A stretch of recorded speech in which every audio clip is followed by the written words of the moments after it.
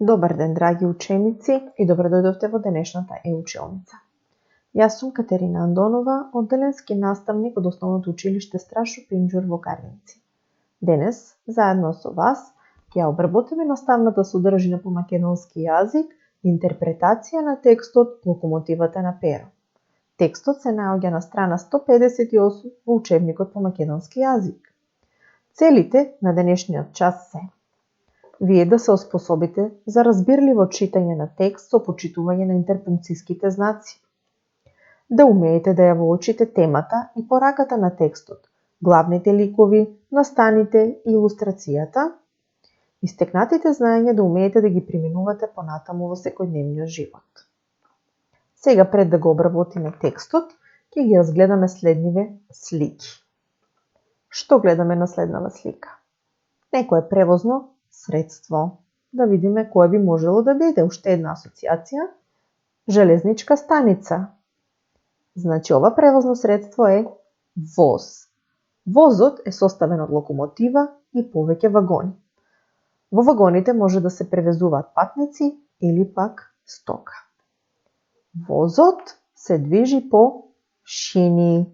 Така. На следната слика гледаме поголем воз со парна локомотива и повеќе вагони. Денес локомотивите се малку поинакви и помодерни.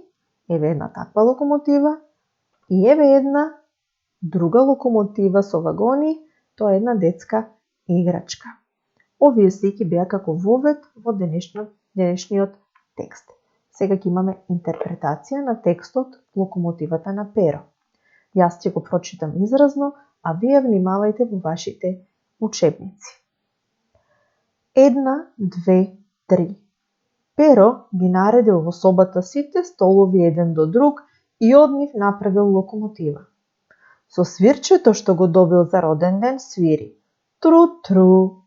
Се е подготвено и локомотивата треба да тргне. Кондуктор е гумениот црнец, кој извикува: молам сите што одат на пат да си купат билети. Сестричката Ана ги собира куклите, да ги прошета малку со локомотивата на Перо.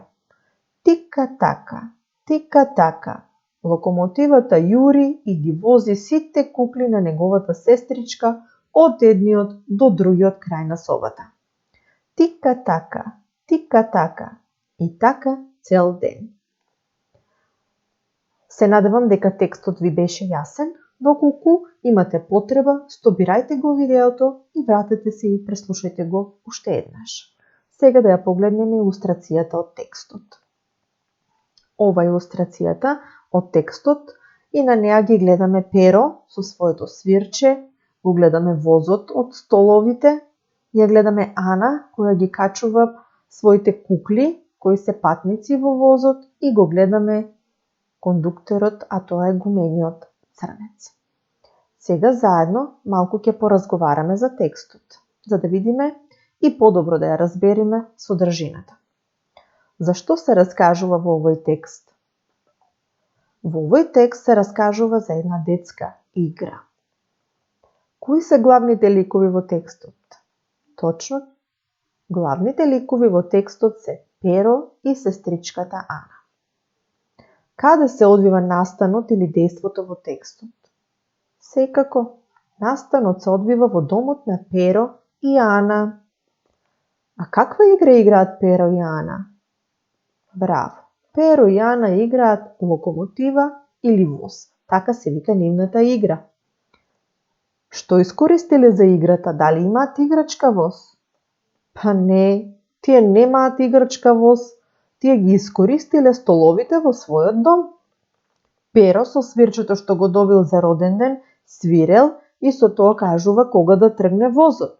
Кондуктор им била играчката гумен црнец кој им продава билети на тие што патуваат со возот.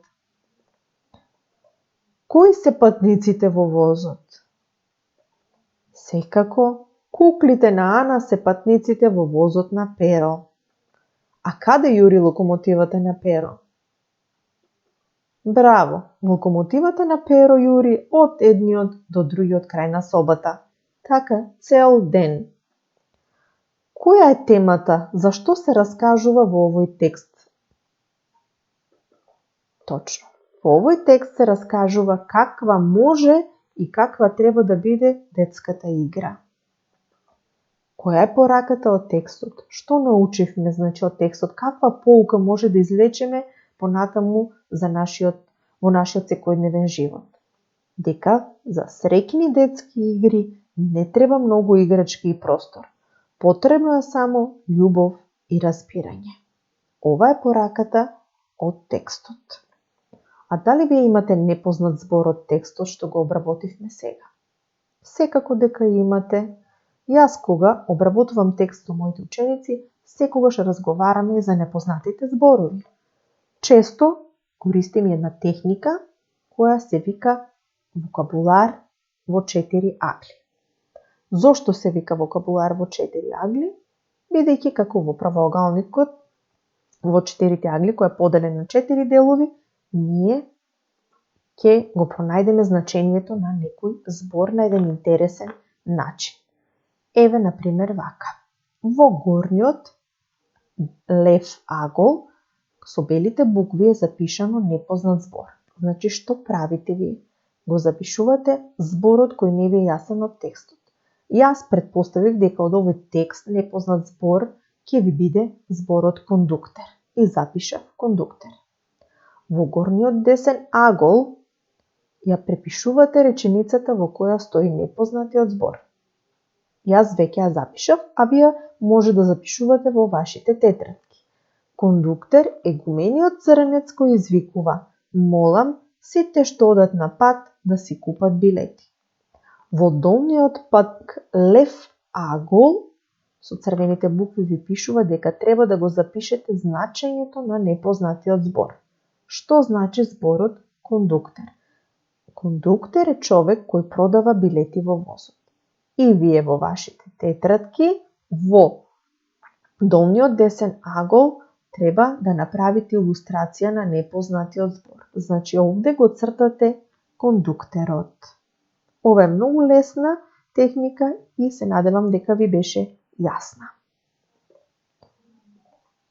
За домашна работа, внимателно да го прочитате текстот. И оваа приказна изгледа како да нема крај, да може да продолжи. Но каков ќе биде крајот? Тоа ќе се обидете вие да го направите. Довршете ја оваа приказна, вклучете ја вашата фантазија и запишете што се случило понатаму со Перо и неговата локомотива. А можеби некое ваше слично доживување ќе запишете. И посакувам пријатна и успешна работа.